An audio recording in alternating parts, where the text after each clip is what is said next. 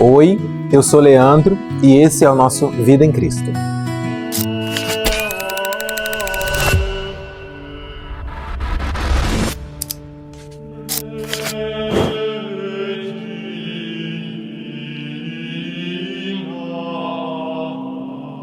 Muita gente já se perguntou: a Sagrada Escritura, a Bíblia, é um livro como qualquer outro? Se é um livro inspirado por Deus ou escrito por Deus, como dizem alguns, por que ela parece tão humana? A Bíblia foi um livro escrito há muitos anos, numa cultura que já não existe mais como era naquela época, numa linguagem que já não existe mais como era naquela época, e, portanto, apresenta um conjunto de desafios de interpretação que são muito importantes que nós entendamos para que ela não ofereça um sentido ou que nós não extraiamos um sentido que não é aquele sentido que ela propôs. Então, hoje nós vamos falar sobre a Sagrada Escritura. Na segunda carta de São Paulo a Timóteo, nós lemos no versículo 16, capítulo 3, versículo 16, que toda a Sagrada Escritura é inspirada por Deus e é útil para ensinar, para argumentar, para corrigir, para educar conforme a justiça. Esses verbos são muito importantes. Ensinar, argumentar, corrigir e educar conforme a justiça. São verbos tão importantes que dizem do lugar que a Sagrada Escritura ocupa na vida da igreja comunitária e na sua e na minha vida. Mas entender de que forma a Sagrada Escritura se relaciona a essas vidas, seja a vida da igreja comunitária, seja a sua e seja a minha, diz respeito também a entender como a Sagrada Escritura está organizada histórica e culturalmente e como ela se expressa na vida da comunidade. Para isso, nós vamos entender qual é o lugar que essa Sagrada Escritura ocupa na fé cristã. Vamos começar da primeira palavra importante do trecho. Toda a Sagrada Escritura é inspirada por Deus. Essa parece ser uma expressão que é comum aos cristãos. Entender que o texto bíblico é um texto inspirado. Mas qual é o sentido dessa expressão para você? O que você entende quando dizemos que o texto é um texto inspirado? Em muitos lugares por aí, eu sei que você não pensa assim. Se você chegou até aqui, significa que você se interessa e já estudou sobre esse assunto.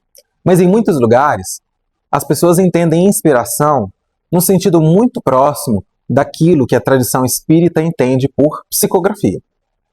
É como se Deus tivesse apagado a mente de quem está escrevendo e tomado conta da mente do autor do texto. E isso é o sentido de psicografia, que é muito diferente do sentido cristão católico de inspiração. Para a fé cristã católica, inspiração significa que Deus, na sua luz divina, iluminou as habilidades do autor sagrado para que o autor sagrado escrevesse, dentro daquilo que ele é e conhece, a mensagem da salvação. Nesse sentido, nós podemos entender e justificar por que a Sagrada Escritura, esse conjunto de textos tão diverso, se expressa de maneira tão diferente. Nós temos textos legislativos, que parecem muito os nossos códigos, como temos hoje, mas também temos textos poéticos ou sapienciais, como é o caso dos Salmos, ou textos narrativos, como é o caso de alguns evangelhos e dos Atos dos Apóstolos. Temos textos, inclusive, irônicos, como é o caso do texto de Jó, que parece contradizer em muito outros textos da Sagrada Escritura. É por esse motivo que a Sagrada Escritura, então, parece muito mais um conjunto harmônico de diversos escritos tão diferentes entre si. Porque, ainda que sejam muito diferentes, o que garante a sua unidade é a inspiração do seu autor primeiro, que é Deus. Tá, Leandro, mas e daí? O que eu vou fazer com esse monte de coisa que você disse? Esse monte de coisa que eu disse, que diz respeito a como a Sagrada Escritura foi escrita, foi construída e foi interpretada ao longo da história, é o que vai te ajudar, é o que me ajuda e também a comunidade cristã a ler um texto bíblico dentro desses elementos que o atravessam. Então, por exemplo, você não lê um texto do Antigo Testamento da mesma forma que você lê um texto do Novo Testamento. Você não lê um evangelho da mesma forma que lê uma carta de São Paulo.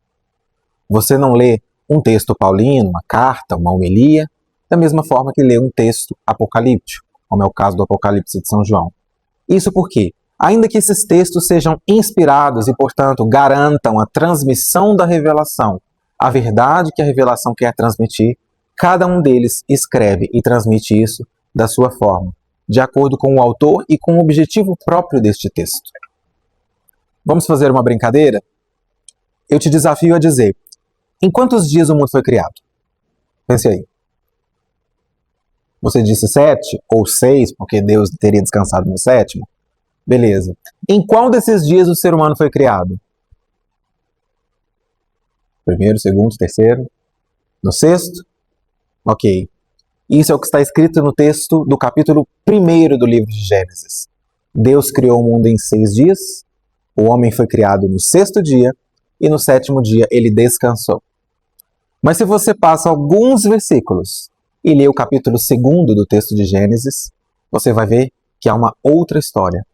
O ser humano foi criado primeiro, por exemplo, do que as árvores. Isso diz, então, que ele não teria sido criado no último dia, mas antes. Então, Leandro, você está dizendo que os textos estão se contradizendo?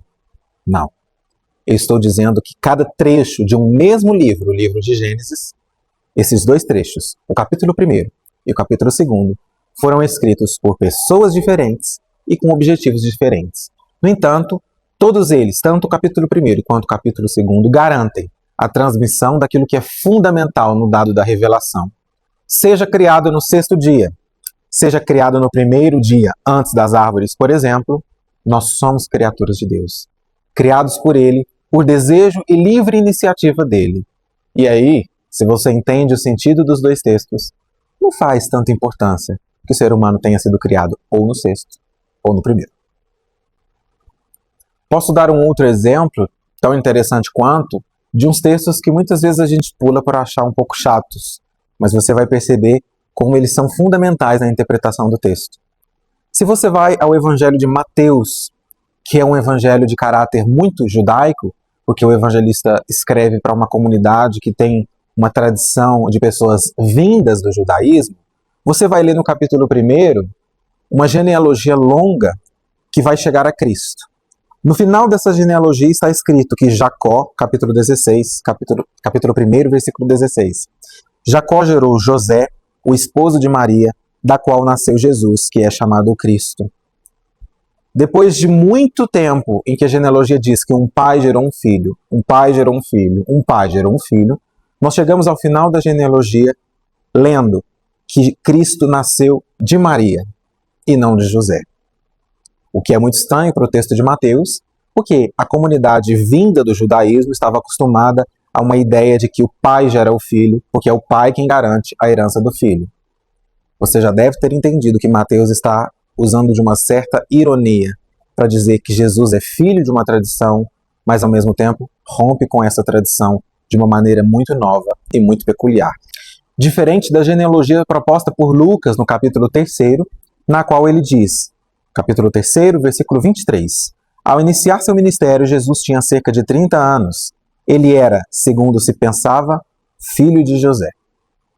O evangelista Lucas não tem a preocupação de dizer que Jesus rompe com a tradição. E no caso da genealogia proposta por Lucas, a pessoa que está na ponta da genealogia é Adão, filho de Deus.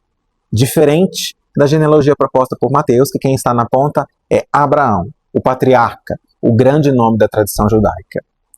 Lendo de maneira simples, não faz muita diferença entender por que essas genealogias tratam de maneiras diferentes a ascendência de Jesus. Mas quando você entende que cada um desses textos tem um objetivo, foi escrito para uma comunidade, escrito por alguém diferente, por evangelistas diferentes, e para uma comunidade que trazia demandas específicas desta comunidade, você percebe que essas diferenças na escrita não são tão sutis quanto parecem. Uma das coisas que nós já aprendemos então, quando dizemos que a Sagrada Escritura é inspirada por Deus, não significa que é como se Deus tivesse ligado um Bluetooth na cabeça de quem escreveu e mandado as palavras para que a pessoa apenas transcrevesse. Não. Deus ilumina a mente e as habilidades daquele que escreve com a sua luz divina, com seu espírito criador e criativo, e essa pessoa escreve, de acordo com as suas capacidades, aquilo que é próprio da revelação. Então Deus inspira, mas o homem escreve. E exatamente porque é o homem que escreve, é que a Sagrada Escritura, como uma obra de arte, manifesta os traços daquele que escreveu. Ao ler cada texto conhecer cada contexto e a situação na qual esse texto foi criado, nós entendemos o sentido de maneira mais profunda e mais verdadeira. Sim. Segundo ponto importante da nossa conversa de hoje. Muitas vezes, em muitos lugares, a Sagrada Escritura é colocada em contraponto, por exemplo, com a história, com a ciência, e em muitos momentos, nós cristãos somos colocados em xeque por causa de alguns trechos que aparentam estar errados, seja do ponto de vista científico, seja do ponto de vista histórico. Mas você já aprendeu hoje, a Bíblia tem o objetivo de transmitir a verdade da fé. Se você quer aprender história, seria mais interessante procurar um livro de história. Se você quer aprender ciência, seria mais interessante procurar um livro de ciência. O que a Sagrada Escritura transmite, de acordo com a capacidade de cada escritor, é a verdade da fé. O que significa dizer, existe algum trecho da Sagrada Escritura que apresenta, por exemplo, alguma imprecisão histórica? Isso coloca em xeque a verdade daquilo que é transmitido pela Sagrada Escritura? Não. Pelo contrário, isso demonstra que, ainda que o autor da Sagrada Escritura, aquele homem que escreveu aquele texto, não conhecesse aquele elemento da história, ainda assim Deus, pela sua criatividade, pelo seu poder, é capaz de transmitir a verdade da fé. Isso para nós deveria ser um ensinamento muito importante e provocador. Ainda que nós sejamos limitados naquilo que conhecemos, Deus é capaz, pelo seu poder, de usar de nós para transmitir a verdade. A verdade, meus irmãos, ela é verdade independente das nossas incapacidades ou das nossas limitações. Você sabe disso. Na Sagrada Escritura é a mesma lógica. Ainda que o texto bíblico apresente algumas coisas que possam ser consideradas imprecisões científicas ou históricas, a verdade permanece a mesma. Um último detalhe que temos que conversar neste encontro. Nós entendemos que a Sagrada Escritura, assim como a tradição, é um texto vivo, não é um texto morto. O que isso significa? Significa que o autor deste texto, que é Deus, o autor primeiro, continua falando conosco através deste texto escrito há tantos anos atrás. Essa palavra é viva e eficaz exatamente porque, ainda que os termos sejam desconhecidos de nós, quando nós lemos o texto bíblico, Deus está falando conosco, com você e comigo. Diante do texto bíblico, há uma interlocução entre aquele que se revela, o próprio Deus, e aquele que se dispõe a ler, cada um de nós.